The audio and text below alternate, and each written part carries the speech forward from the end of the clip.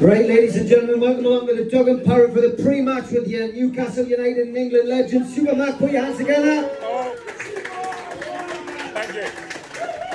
Malcolm, let's start first of all by you going up to that training ground a couple of weeks ago, speaking to Chris Wood, telling them never to be afraid to miss, going down to Southampton and banging a goal in a wonderful 4-1 win. What another great performance, another 3 points in the bag. Newcastle up to third. What a week it's been. It certainly has, yes. I was invited by Newcastle United to go up to the training ground and give a talk to the young players, because there's sort of two training grounds next door to each other. The seniors train on one, and I was at the other where all the youngsters train. And so they were lining up, sort of literally from 8 years old all the way round to 18. And then there were one or two older than that. Shola Amiobi was there, and Steve Harper, and then a couple of first teamers came in. One of them was Callum Wilson, who came and sat here, and then the next was Chris Wood, and so I was indeed honoured that first team players would have come along to listen to what I had to say. And of course, one of the phrases that I use all of the time when it comes to forwards is never be afraid to miss. Because if you're going to be a really good goal scorer, you have to miss. You can't score every one. And so it's learning to miss closer and closer and closer to those posts. And getting it on target as much as possible. The more you get on target, of course, the more will go in. And so that was a part of the talk. And I think it worked with Chris Wood, didn't it? What did you think of the goal? Well, I thought he took it brilliantly, and I've not seen him do that before. Yeah. That he just turned on it, saw the spot, and went for it. And I thought, hang on, who's impersonating Chris Wood?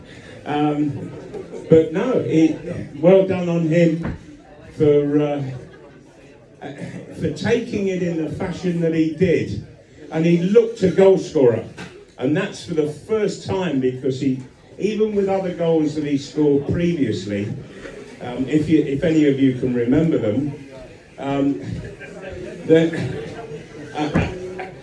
he's never quite looked comfortable in the role that he has playing up front, and he looked comfortable down at Southampton. And so never mind what Eddie Howe's done, I'm taking the credit. Good lad. Bruno has been picked for Brazil. What did you make of that? It was nice to see him sitting at home with his family. The excitement of getting an international cap, but the excitement of being taken across to Qatar for the World Cup meant a lot to him. And he's doing it while he's a Newcastle United player. Well deserved. Yeah, well deserved indeed. Thoroughly deserved. I think he's an absolutely terrific player. Even when he's not standing out in a game, he puts so much into it. He backs other players up all of the time. They can rely on him. He never lets them down.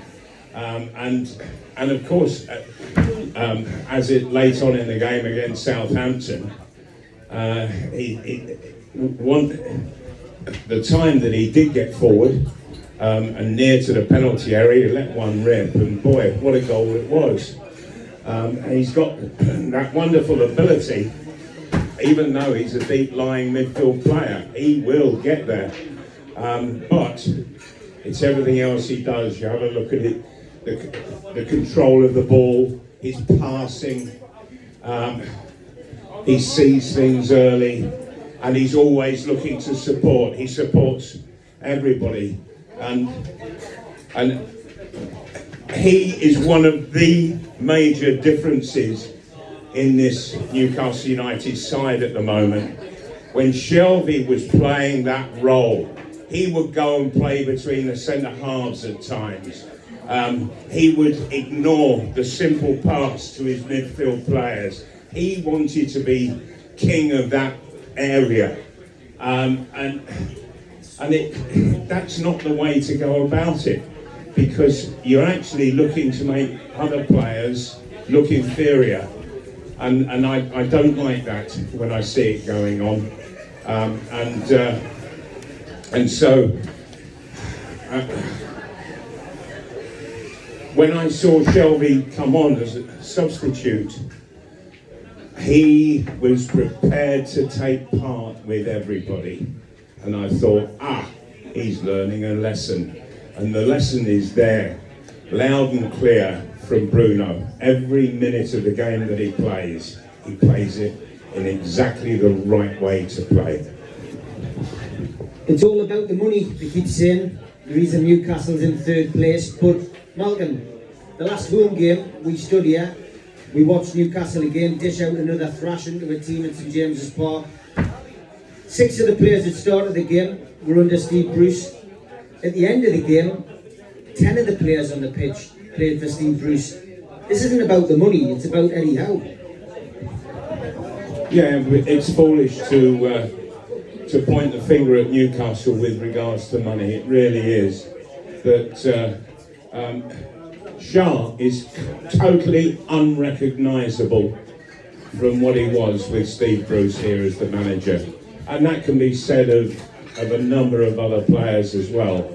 And I think that they're pleasantly surprising themselves, and well done to them for that. The players were complaining to Steve Bruce that they weren't working enough, they weren't working hard enough, they weren't fit enough, and that they needed to do an awful lot more. But Steve Bruce continued managing almost on a part-time basis. Part-time club, never mind just his role. He was living down way further south, never moved up here, and so and I think that tells its own story. You know, he wanted to spend half a week at home, and so all the players suffered by it. And well done for them as professionals. They complained to him. They demanded to be worked harder. And of course, Eddie Howe has come, and the man is so thorough, really thorough.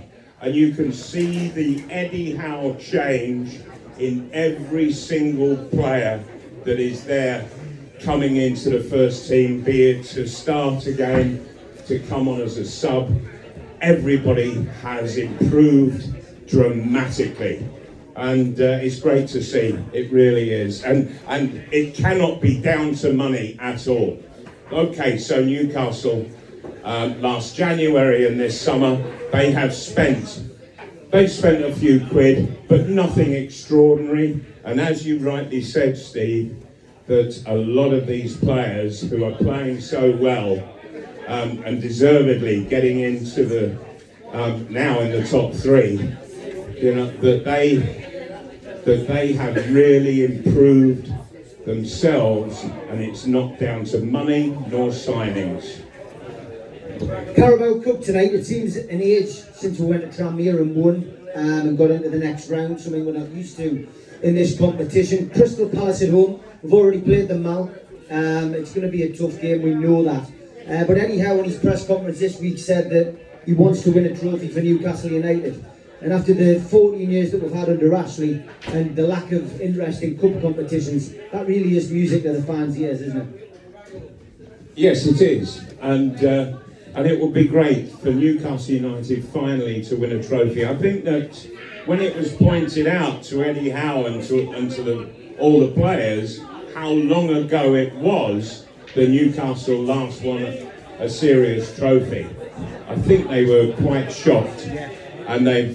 And they're going to do something about it to the very best of their ability. I'm not going to go as far as to say they will win a cup, but by heavens, they're good enough to win a cup.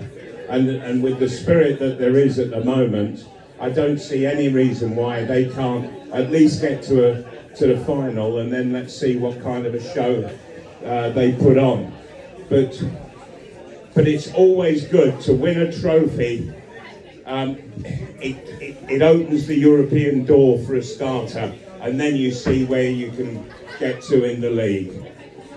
There's going to be changes tonight, 100%. We can see, you know, maybe it's Callum Wilson being rested, maybe it's Kieran Trippier, maybe the one or two of the midfielders you might see out. He's got to give the squad players, if you like, those who haven't had a run out, a chance as well. How many changes are you expecting tonight? Yeah, it's an interesting question, is this, and always debatable as well. Personally, because if you look at it before the break for the World Cup, there's only this and Chelsea's game left. And so I'd be inclined to put out a really strong side without sort of... I would probably leave Callum Wilson out, who can be a bit fragile at times. But for the rest, I would keep playing them. And what we want is to get into the next round of this cup competition and beat Chelsea at the weekend, and that would send us into the World Cup break looking a very, very strong side in a very strong position. So yeah, go for broke as far as I'm concerned.